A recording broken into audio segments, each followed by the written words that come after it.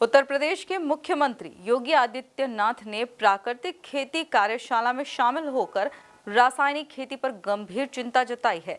CM ने साफ कहा है कि आज खेतों में खाद्यान्न कम और जहर ज्यादा पैदा हो रहा है और इससे बचने का एक ही रास्ता है, प्राकृतिक और गौ आधारित खेती।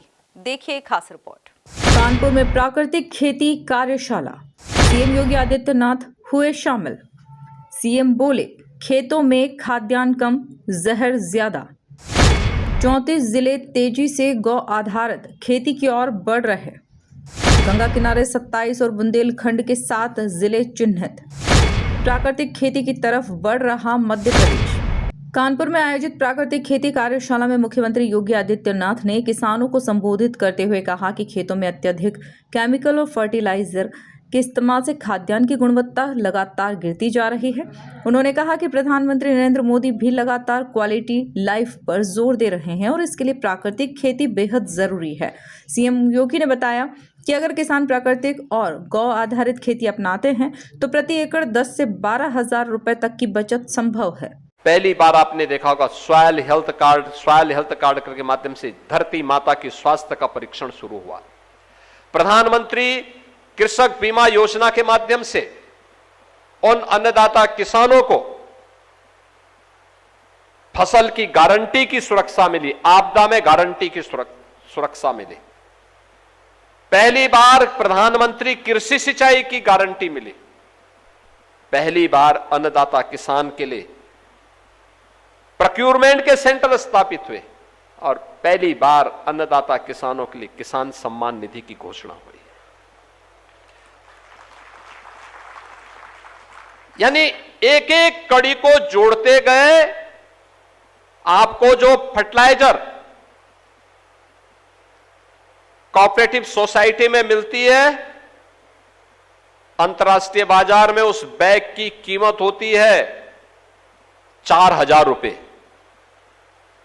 यहां पे यूरिया का दाम आपको मिलता है उसका 1/4 से भी कम में।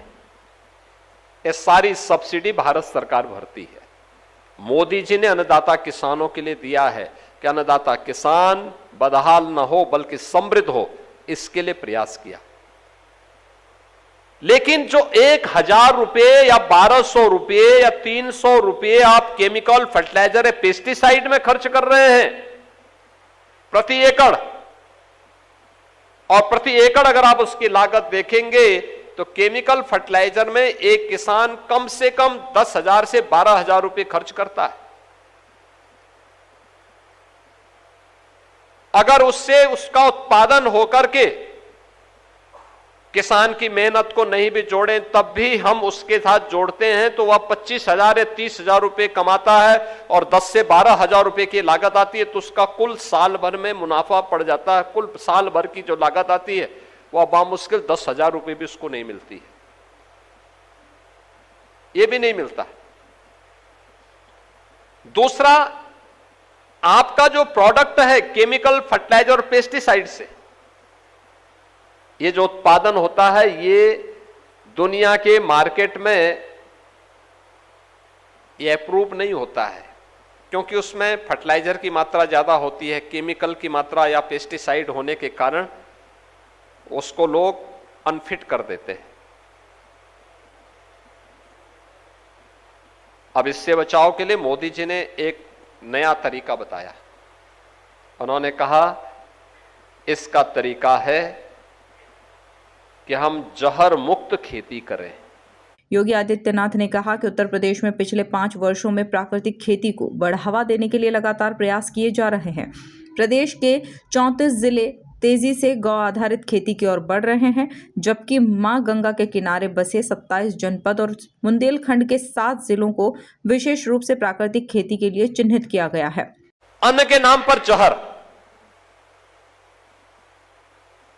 इतना केमिकल, इतना फर्टिलाइजर, इतना पेस्टिसाइड डाला जाता है और खाद्यान्न कम जहर ज्यादा हो जा रहा है। और इसी से बचाव के लिए मोदी जी ने कहा कि भाई देखो,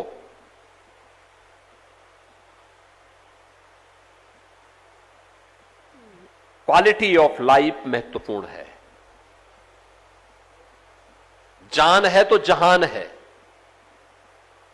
और इसका उपाय है कि देखो दवा में भी आप खर्च करते हैं और खेती धरती माता के स्वास्थ्य को बिगाड़ने में भी हम केमिकल फर्टिलाइजर और पेस्टिसाइड का भी खर्चा कर रहे हैं।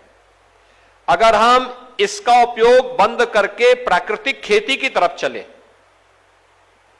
गौ आधारित खेती की तरफ चले, तो प्रति एकड़ ही आपकी 10 से 12 हजार रुपए की पहली बचत तो यहां से शुरू होती है।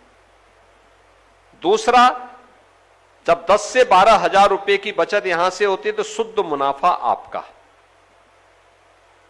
अब इसके बाद जो मुनाफा आपके पास बचा तो वो आपकी समृद्धि का कारण इसलिए बनेगा कि दवा का खर्चा भी बच जाएगा। और ठीक है, आयुष्मान भारत और मुख्यमंत्री राहत को उससे पैसा दे दिया जा रहा है, लेकिन क्वालिटी ऑफ लाइफ नहीं है। एक व्यक्ति बीमार होता है, पूरा परिवार तबाह होता है, परेशान होता है। उस व्यक्ति की ऊर्जा और प्रतिभा जो समृद्धि में लगनी चाहिए थी, समाज का मार्गदर्शन करने में लगनी चाहिए थी, वो बेचारा अपनी बीमारी से परेशान रहता है। तनाव अलग, बीमारी एक पर, तनाव पूरे परिवार पर होती है। वह खर्चा भी बचेगा, वह अपनी मेहनत का उपयोग देश और समाज के लिए बहुत कुछ देने में लगा सकता है। और इसके लिए मोदी जी ने कहा कि भाई आप प्राकृतिक खेती को आगे बढ़ाइए, इसको प्रोत्साहित करिए। और मैं धन्यवाद दूंगा कि पिछले 4-5 वर्षों के अंदर उत्तर प्रदेश ने इस दिशा में कुछ प्रयास प्रारंभ किए। आज उत्तर प्रदेश के अंदर 34 जिले ऐसे हैं जो गौ आधारित खेती करने के लिए तेजी के साथ आगे बढ़े हैं और सरकार, डबल इंजन की सरकार, उसको मदद कर रही है। गंगा मां, गंगा के किनारे के जितने भी 27 जनपद हैं, इन 27 जनपदों को, और 7 जनपद हैं जो बुंदेलखंड के हैं, इनको हमने प्राकृतिक खेती के लिए चिन्हित किया। स्पष्ट है कि उत्तर प्रदेश सरकार अब खेती को सिर्फ उत्पादन नहीं बल्कि स्वास्थ्य और पर्यावरण से जोड़कर देख रही है। Bureau report, MP news, Kanpur.